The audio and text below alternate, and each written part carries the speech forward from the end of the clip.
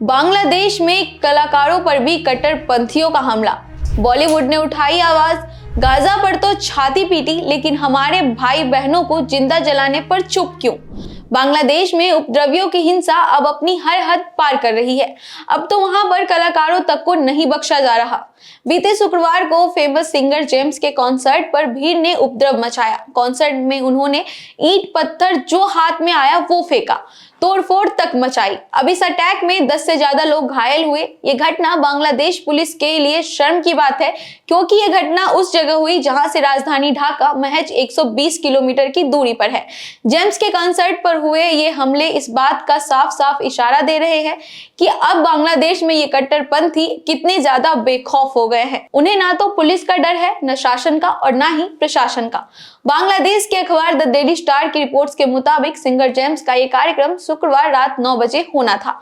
ये कार्यक्रम एक स्कूल की एनिवर्सरी के मौके पर आयोजित हुआ था। रिपोर्ट्स में कहा गया कि हमलावरों का एक ग्रुप कार्यक्रम स्थल में जबरन घुसने की कोशिश कर रहा था। इसके बाद इन हमलावरों ने भीड़ पर जमकर ईंट पत्थर फेंके। स्टूडेंट्स ने हमलावरों का विरोध किया, लेकिन वो किसी की सुन नहीं रहे थे। बिगड़ते हालातों को देखते हुए आखिरकार इस कॉन्सर्ट को रद्द करना पड़ा। आपको बता दें कि सिंगर जेम्स बांग्लादेश के ही हैं। उन्होंने प्लेबैक सिंगर के तौर पर बॉलीवुड में खूब नाम और शोहरत कमाई है।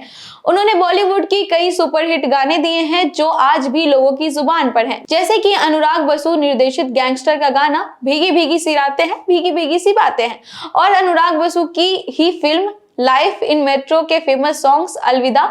ये गाने इंडिया या दूसरे देश में नहीं बल्कि बांग्लादेश में भी बहुत फेमस है। बांग्लादेश में कट्टरपंथियों के इतने बेखौफ और अराजक होने के बाद कई कलाकारों ने बांग्लादेश में अपने कार्यक्रम रद्द कर दिए हैं।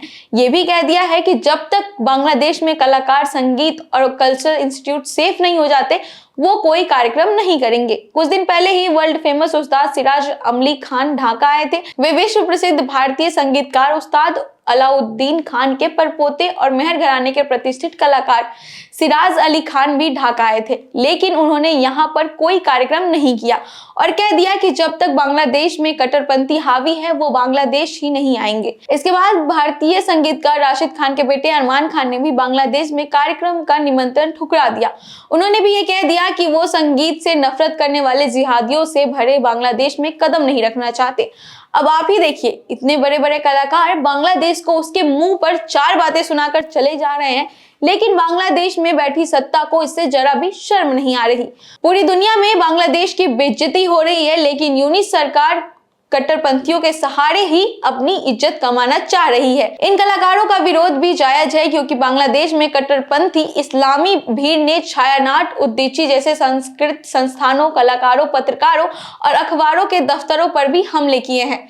लेकिन मोहम्मद यूनिस की सरकार इन सब घटनाओं पर आंखें मूंदे बैठी है। आलोचक यहाँ तक कह रहे हैं कि बांग्लादेश में हो रही ये हिंसा और आगजनी की घटनाएं कानून व्यवस्था को बिगाड़ने के लिए रची जा रही है, ताकि फरवरी में होने वाले चुनाव को टाला जा सके। लेकिन फिर भी यूनुस सरकार के कानों में जू तक नहीं रेंग रही।